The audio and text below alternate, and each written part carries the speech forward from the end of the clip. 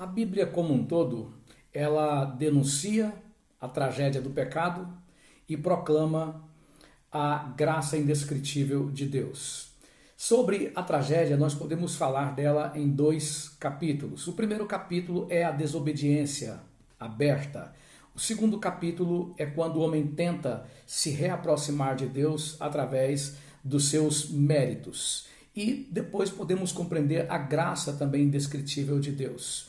Interessante que no capítulo 17 do livro de 1 Crônicas, Davi, de forma inconsciente, ele protagoniza esse segundo capítulo da tragédia, que é a autojustificação, a autossalvação, quando ele tenta, em comum com os demais povos, a reaproximação de Deus, ou seja, construir as condições para ele se relacionar com Deus quando ele quer construir um templo. Aparentemente bem intencionado, mas há uma situação comum a todos os povos, que é exatamente a tentativa de dar a Deus as condições para que ele se relacione com o ser humano. Deus o corrige quando ele tem um coração quebrantado, aberto, e no capítulo 17 de 1 Crônicas, versículo 9, Deus diz que é ele que vai estabelecer, vai plantar Israel numa morada permanente e que não seria mais atormentado por seus inimigos. No versículo 10 do mesmo capítulo,